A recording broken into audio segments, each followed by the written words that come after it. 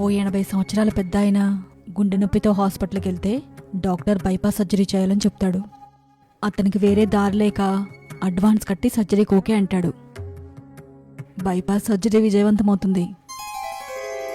ఓ వారం రోజులకి doctor discharge రాసి ఫైనల్ బిల్ చేతిలో పెడతాడు.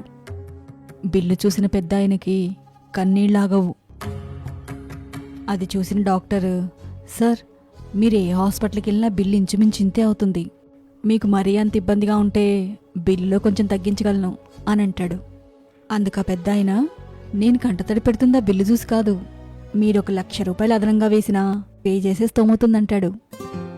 అతని మాటలు విన్న డాక్టర్కి ఏం అర్థం కాక, మరి ఆ కన్నీళ్లు దేనికోసం అని అడుగుతాడు. అందుకు ఆ పెద్ద ఆయన, 80 సంవత్సరాల నుంచి ఆ పరమాత్ముడు నా గుండెని తన చేతిలో పెట్టి అడుగడుగునా కాపాడుకుంటూ వస్తున్నాడు. అది ఆగకుండా కొట్టుకోవడానికి ఏనాడు ₹1 కూడా చార్జ్ చేయలేదు.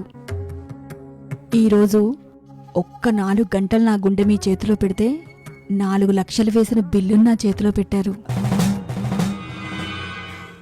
కొన్ని కిలోమీటర్లు నడిచిన బండి టైర్లు అరిగిపోతాయి, కానీ కొన్ని వేల కిలోమీటర్లు నడిచిన మన పాదాలు అరగకుండా చూసుకుంటున్నాడు. మన ఇంట్లో నీళ్ల ట్యాంకుకు చిల్లు పడితే నీళ్లు కారిపోతాయి, కానీ మన ఒంట్లో 70% నీళ్లున్నా అవి ఏ రోజు కారనివ్వడు.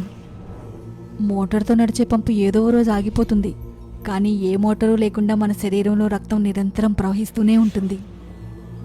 ఖరీదైన కెమెరాలకు చిక్కని దృశ్యాలు కూడా మన కళ్ళు చూడగలుగుతున్నాయి. ఎలాంటి పరికరమైనా ఛార్జింగ్ లేనిదే పనిచేయదు, కానీ ఎలాంటి ఛార్జింగ్ లేకుండానే మన గుండె నిరంతరంగా కొట్టుకుంటుంది. విశేషమేంటంటే ఇవన్నీ పైసా ఖర్చు లేకుండా ఫ్రీగా ఇచ్చాడా పరమాత్ముడు. ఒక్కరోజైనా మనసారా థ్యాంక్స్ చెప్పుకున్నామా చెప్పు? థ్యాంక్స్ చెప్పడం కాదు కదా, నువ్వు నాకేమిచ్చావు అని తిరిగి ప్రశ్నిస్తాము. బైపాస్ చేసిన డాక్టర్కి డబ్బులు కట్టి మరీ థ్యాంక్ యూ చెప్పుకుంటాం, కానీ అదే జీవితంలో పాస్ చేస్తున్న దేవుడికి మాత్రం థ్యాంక్స్ చెప్పుకోం. ఇప్పటికైనా ఆ పరమాత్ముడి విలువ తెలుసుకోనన్నా. నువ్వు నాకేమిచ్చావు అని అడగడం మానేసి నువ్వు పరమాత్ముడికి ఏమిస్తున్నావో చెక్ చేసుకో. అడుగడుగునా థ్యాంక్స్ చెప్పుకోవాలి నాన్న, ప్రతి దానికి థ్యాంక్స్ చెప్పుకోవాలి.